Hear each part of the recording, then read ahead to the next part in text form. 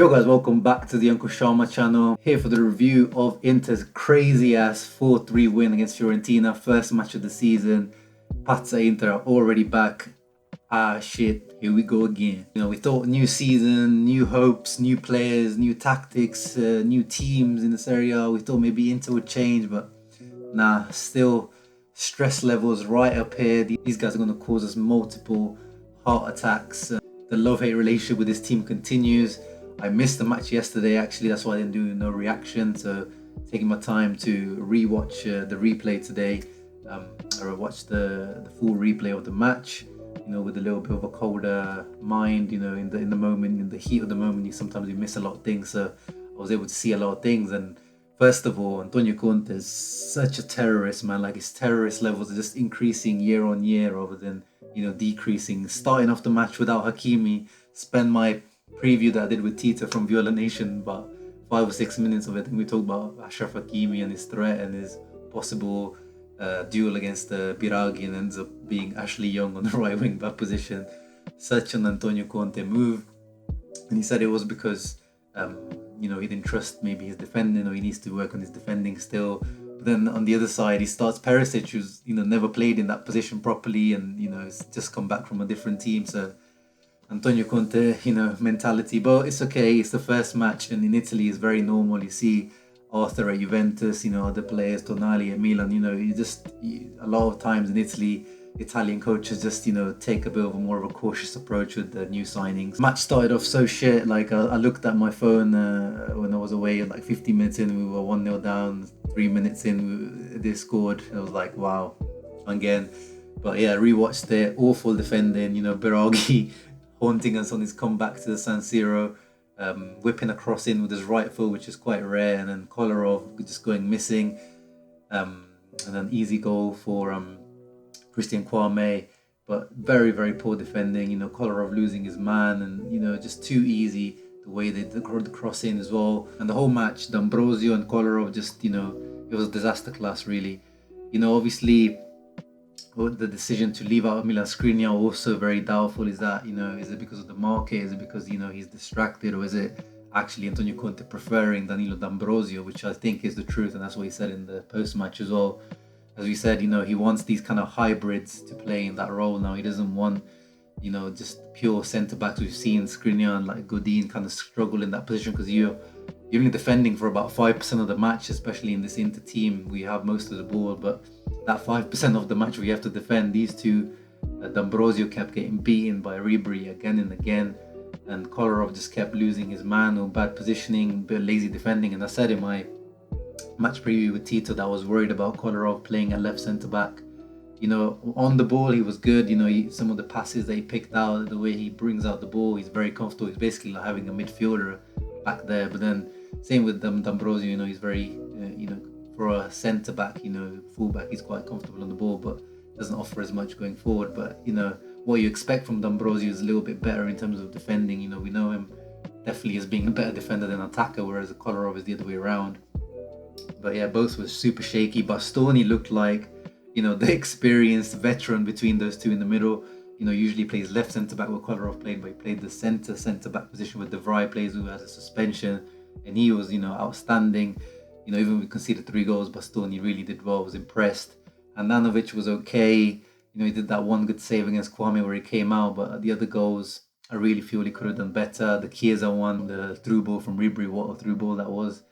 Cool finish by Chiesa, but I think Handanovic could have gone out to that ball much quicker. The Castrovilli goal, yeah, he took it really early, but again, you know, Handanovic did the usual thing where he kind of, you know, does the half dive, he doesn't really go for it. And poor defending on that one. Castrovilli, the second goal, Brozovic leaving his man, or whoever was supposed to be following that man. I think it was Brozovic who just got lazy and forgot to track him, and he came into the box completely unmarked. But the thing is, you know, obviously we can point out the defense because it wasn't good enough. But in terms of those 3 goals, all came from 3 lost balls in attack, very poor losses. The first one was Christian Eriksen losing the ball, you know, quite poorly in midfield, and that's where they counter-attacked. And then I think it was Ashley Young for the second one, and the one where it was Lautaro doing the little, you know, dummy run where he looks like he's going to touch the ball, but he leaves it and then it just goes straight to a Fiorentina player. So all 3 goals really came from poor positions where we were pushing up, all our players were, our team was quite unbalanced this match. Antonio Conte pointed out in the match as well.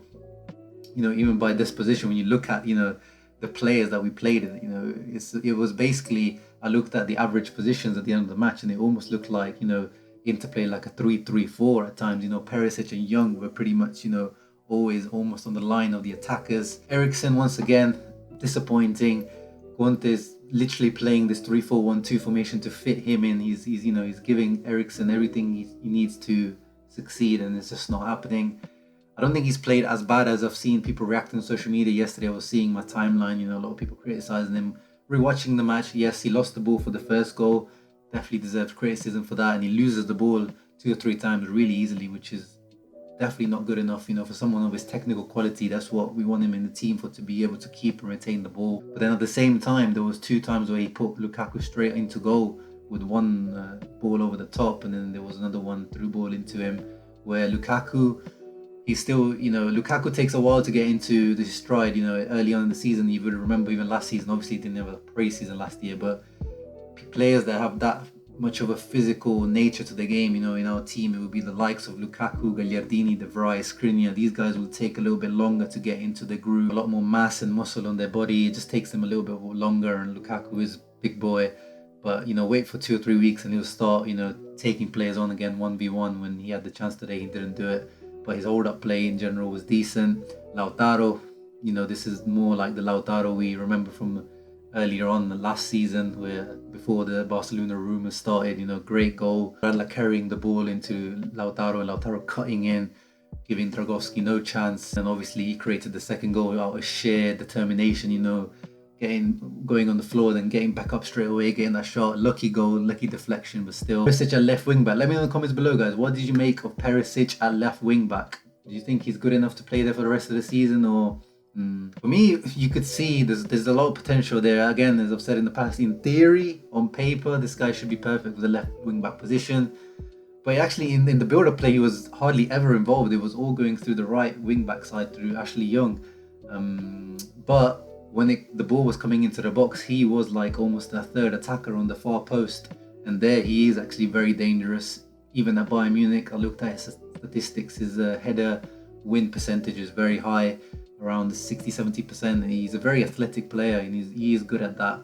Sometimes he lacks a bit of, his decision making lets him down. But when he's making those runs into behind the defender or the far post, he's dangerous. He got in once, so it was a ball from a midfielder where he got in. He should have laid it off to Lukaku, but he shot a goal. But he's got that timing of runs. He's very dangerous at that. And him playing in that way forced Federico Chiesa to stay really deep, as we predicted in the match preview. But one of the most important things was our substitutions, like as I was been saying in the last few videos, in terms of our transfer market. Maybe we do have too many players at the moment in terms of numerically, but what a pleasure it must be for Antonio Conte to bring Nainggolan, Sensi, Vidal, Hakimi off the bench. Like, wow, Alexis Sanchez, let's not forget Sanchez and Sensi, they made the most impact. But I think all these subs apart from Raja Nainggolan made a great impact into the match. Even Vidal, he took the ball off Borja Valero at one point. Borja Valero thought this was the Inter of old, but Vidal and Nainggolan circled him, and Vidal won the ball back and we were on the counter. Sensi showed a lot more in the CAM role than Eriksen did. Quick passing, one-touch passing. It's just the link up. He's just on the same wavelength. It seems like Eriksen still isn't on the same wavelength as some of his teammates. Sometimes, he gets little passes here and there wrong, and it's just the combinations are not there yet. But as I keep saying, I'm willing to give Eriksen time. He needs adaptation time, but he needs to improve quickly, because Sensi, Vidal, and Nainggolan are there now. It's not just there's competition now. Once again, shout out to Alexis Sanchez. What a great ball to Hakimi, and what a great assist that was for Lukaku. It looks easy because it was just that one touch, but in the past, someone like Antonio Candreva would have shot it first time, or put it into Rosette. Who knows what he would have done with it? That's what you never know with Candreva. Whereas with Hakimi, this guy is looking straight away into the middle. Great decision making. Lukaku getting his goal. In general, you can see the potential that Hakimi is going to bring to this team. Like, the pace on the counter was absolutely ridiculous. And then in the end, Danilo D'Ambrosio does what he does best. Like, this guy must be one of the best players at doing that. The far post run header It's like his trademark now. It's like he's literally like a striker when he does that. Like I was talking about Perisic, how he's good at doing that, but he does it more of an athletic way. But the way that Ambrosio does it is really good timing and sneaky. Like he just gets it either in front of a defender or behind him, like he got in behind Vlahovic for that goal, and he got the winner, made up for his poor performance. You can't say anything, you know. But yeah, that was all my thoughts for the match. Man of the match, I probably have to give it to one of the substitutes, probably like Alexis Sanchez or Sezi for coming on and changing the match, or maybe Lautaro Martinez. Let me know in the comments below what you guys think of everything. What do you make of Eriksen? What do you make of Perisic, a left wing back? Is Conte a terrorist? Yes, he is. You don't need to answer that one. And I'll see you for the next one, which will be the match against Benevento. And I'll catch you there. Ciao.